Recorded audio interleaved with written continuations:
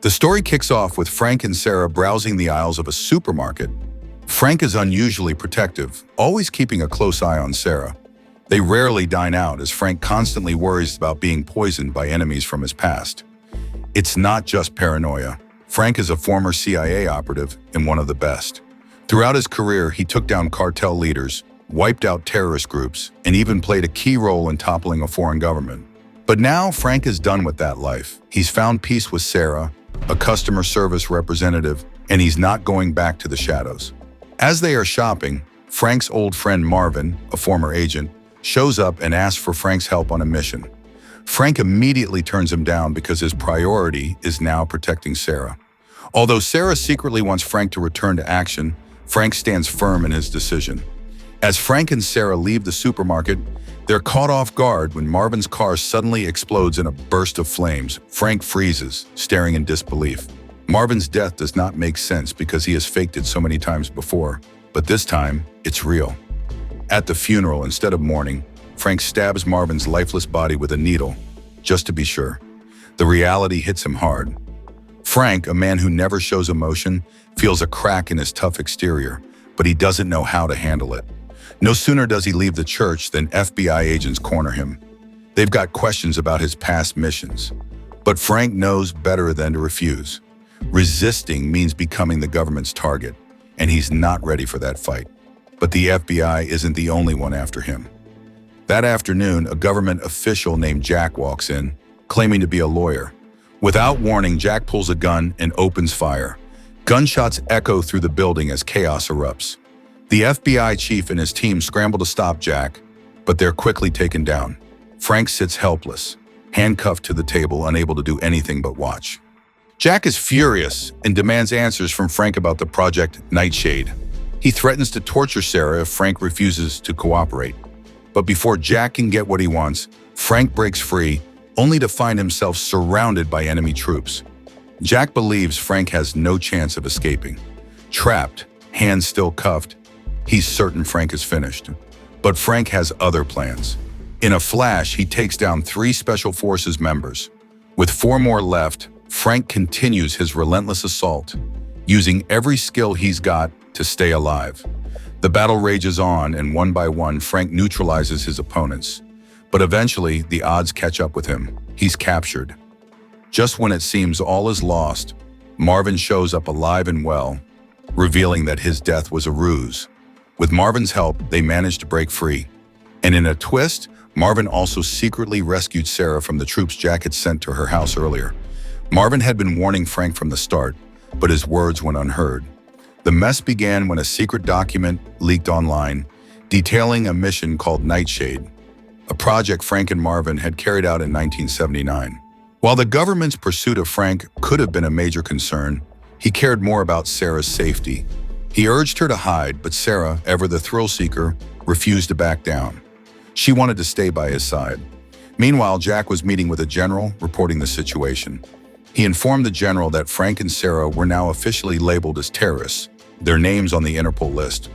The general, unsatisfied, suggested escalating the matter to the defense minister. But Davis, the head of intelligence, disagreed. Tensions rose until Jack, left with no choice, shot the general. Jack then proposed bringing in Han, the best assassin in Korea, to handle the job. He was certain that only Han had what it took to catch Frank. Sometime later, Han finds himself in a tense meeting with a mafia boss. The rules are clear, no equipment allowed. But Han doesn't need any gadgets. He's a master of improvisation. He could take out a target with something as simple as a piece of paper. Capturing Frank excites him. Han has been waiting for this moment, driven by a long-held grudge. Across the globe, the head of British intelligence finally uncovers the leak of Project Nightshade. The fallout is swift. The government sends in Victoria, a highly skilled hitman, to handle the problem. But Victoria's past complicates matters. A former MI6 agent and a close friend of Frank, she's reluctant. But pressure from higher-ups forces her to accept the mission. Meanwhile, Marvin has taken drastic measures. He's kidnapped a military official, desperate to uncover the truth behind Project Nightshade. The bomb's history is dark. During the Cold War, a scientist developed a sophisticated nuclear bomb, which was handed over to the Soviets as part of a peace treaty. But the bomb vanished without a trace, leaving only rumors behind. Marvin and Frank, once assigned to escort the scientist, are now suspected of knowing its whereabouts.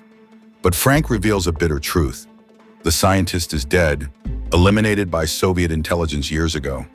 The search now shifts to the real leak, the person who exposed Nightshade on the internet. Frank's instincts point to a name: Frog. On the other hand, Victoria calls Frank with urgent news from the British government. She warns him that his life is in danger and that Han has already set his plans in motion.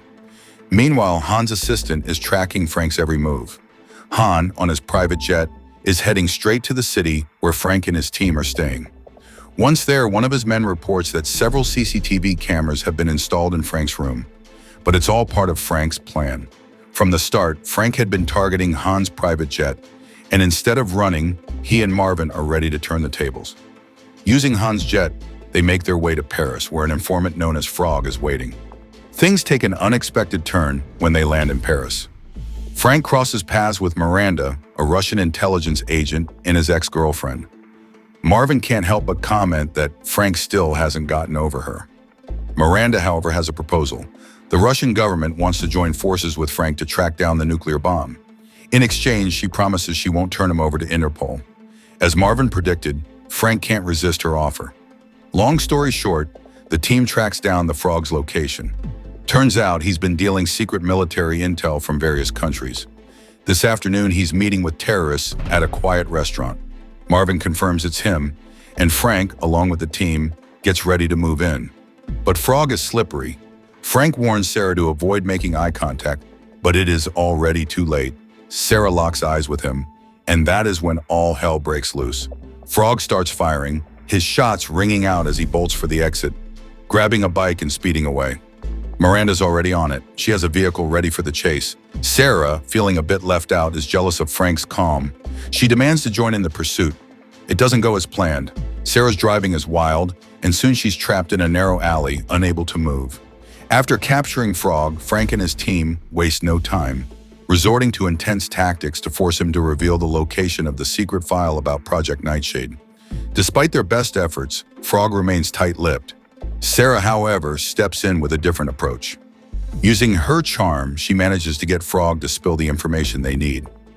Later that night, Frank, aware of Sarah's growing jealousy, decides to take her out for a dinner to smooth things over. But before they can even sit down, Miranda shows up at their door, demanding Frank's immediate attention. Marvin, sensing something is off, warns Frank not to go, suspecting a trap. Marvin's instincts prove spot on. Miranda's real plan is to steal the key to the storage box Frank had given her. Unbeknownst to Frank, she had already poisoned his drink. As the poison takes effect, Frank's body freezes up, leaving him completely paralyzed.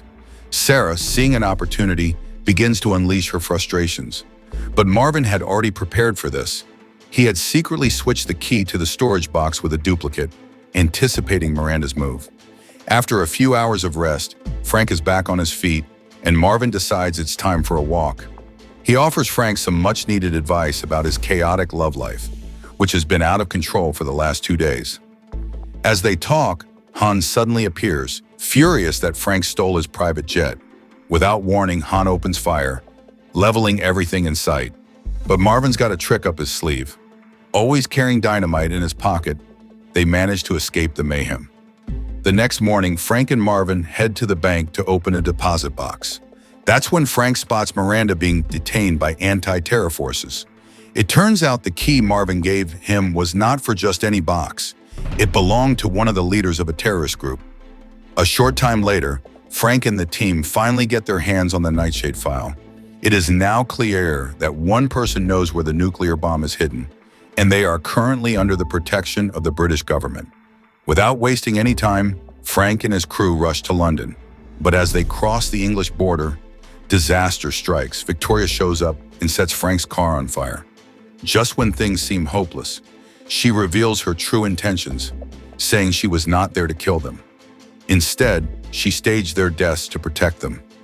Inside the burning car are 4 bodies she had set up for this exact moment. Not long after, they landed in London and quickly discovered the person they were after was locked away in a facility that doubled as a mental hospital and a high-security prison. To gain access, Victoria went undercover, pretending to be insane. She fooled the nurses, and soon enough, she and Frank slipped inside. The patient they sought was confined to a separate room due to his special condition. But when Frank saw him, he froze in disbelief.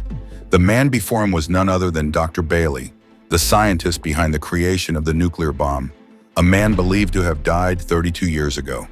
It turned out the British government had been hiding him all these years. Dr. Bailey's mind had deteriorated, a result of regular injections with a special drug that kept him under control. To move him undetected, they had to render him unconscious. But there was still one unanswered question. Why had the British government been hiding him for so long? Victoria makes her move, luring all the guards away to capture her, ensuring Frank's escape. The news of Dr. Bailey's survival reaches Davis, and he immediately orders Jack to do whatever it takes to stop the nuclear bomb from falling into the wrong hands. Meanwhile, Frank and his team are en route to Russia. The entry isn't easy, so Frank reaches out to an old friend, Ivan, for help. The mission becomes clear. Frank is hunting down a nuclear bomb that's on everyone's radar. But only Dr. Bailey knows where it's hidden, so they must wait for his memory to return. After some time, they finally manage to sneak into Moscow. But just as they think they're in the clear, Han shows up, hell-bent on a revenge. Frank's mind races as he thinks on his feet. While Han battles the police, Frank cuffs him to a refrigerator, calling in backup over the radio. Han is surrounded, but instead of surrendering, he goes on the offensive, taking down the police one by one, leaving a trail of destruction in his wake. The night passed, and Dr. Bailey's memory began to resurface. He now knew exactly where the nuclear bomb was hidden. Without wasting any time, the next morning the team set off toward the location. Hours of searching led Dr. Bailey to realize that the bomb was hidden inside the presidential palace. However, getting inside would be nearly impossible. Thankfully, Dr. Bailey knew of a secret passage that could get them in undetected. Meanwhile, Victoria sat in a tense interrogation room with the head of MI6. The intelligence chief presented damning evidence that explained why Dr. Bailey had been in prison for 32 years. As she absorbed the truth, regret began to sink in. She realized Frank's life was now at risk, but it was too late. Victoria had already been sentenced to death. Just before the execution could take place, she made a daring escape once again. Back with Frank and his team, they found themselves in a dark, narrow tunnel leading straight to the presidential palace. But after 32 years, the tunnel's exit had been sealed shut. With no other option, they set off an explosion to clear the debris. The blast left a hole that could be easily spotted by the guards, so Sarah took up position at the entrance to stand guard while the team searched for the bomb. Frank couldn't shake the worry that Sarah's cover might be compromised, but they had no other choice. Time was running out. Meanwhile, Dr. Bailey's memory proved sharper than ever. It doesn't take long for them to locate the nuclear bomb. They soon discover something unsettling. The bomb emits no radiation. That's why, after 32 years, no one has been able to find it. But just as they process this revelation, a new problem arises. Miranda catches them in the act. Turns out she's known Frank was here all along. Frank doesn't flinch. He stands firm, declaring that the bomb has to be destroyed. No nation should have that kind of power. Meanwhile, a Russian soldier approaches Sarah. The language barrier keeps her quiet, even as he makes an unwanted move. He tries to kiss her. But before things can escalate, Frank bursts in. He's not happy to see his girlfriend in someone else's arms. He opens his mouth to argue, but there's no time. They need to get out, and they need to move fast. That night, they celebrate the success of the mission. But Victoria has something shocking to reveal to Frank. Dr. Bailey had been detained for 32 years because he had planned to detonate a nuclear bomb. Unfortunately, Victoria's warning comes too late. Dr. Bailey had already predicted Frank would uncover his past and made preparations. He had secretly contacted Jack, offering an alliance. Now they find themselves surrounded, and a brutal shootout erupts, ending with Miranda's death.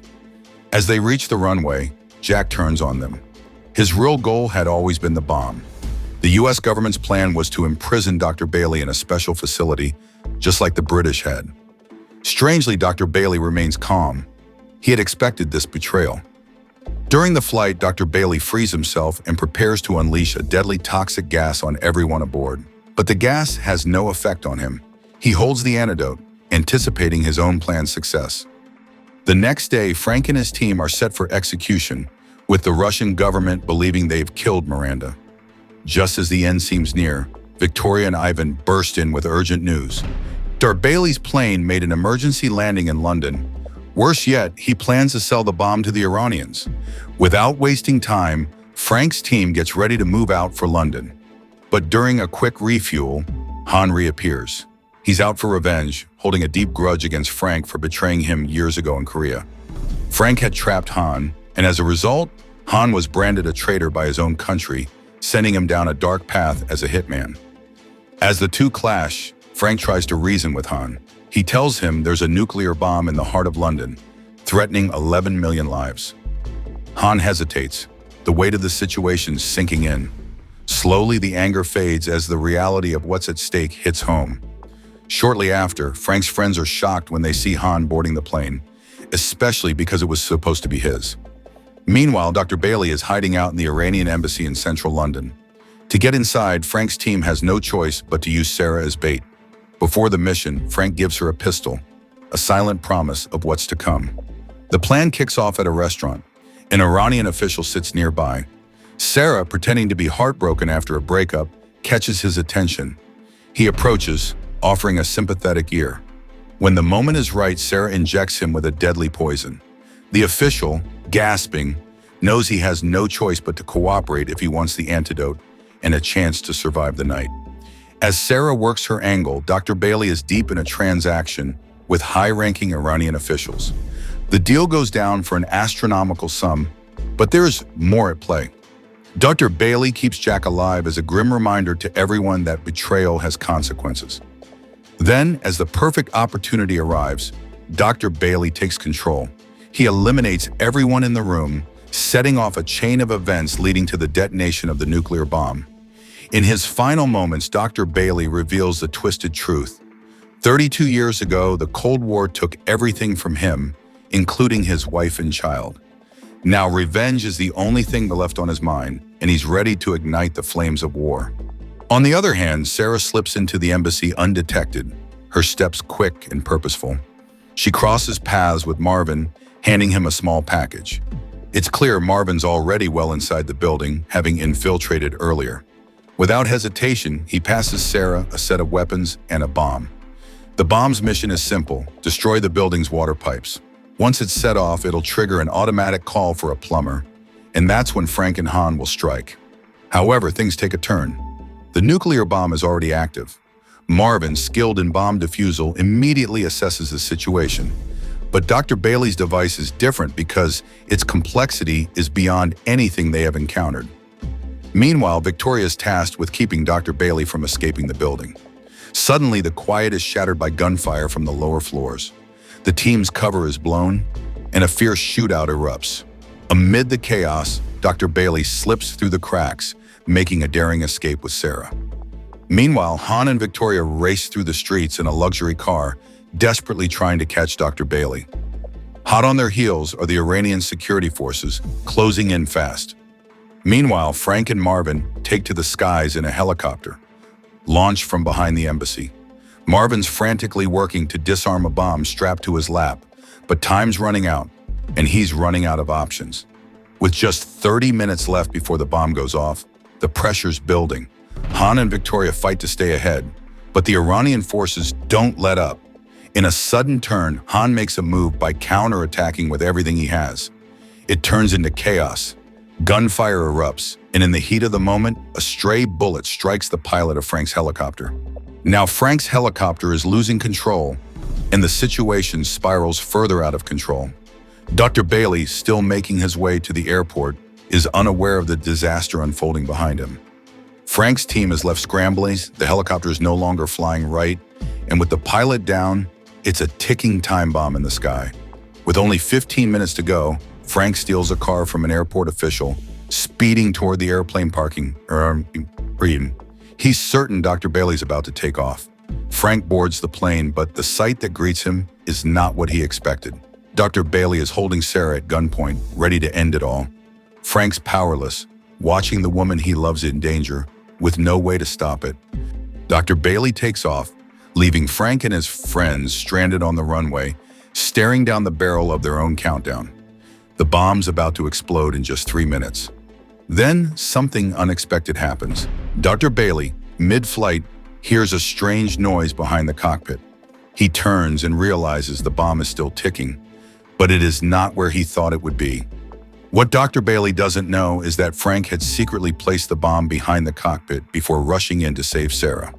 The rest of the team had no idea. In the end, Frank's quick thinking saved everyone, although Han is not exactly thrilled because his private jet is now destroyed and serves as a bitter reminder of the price they all paid.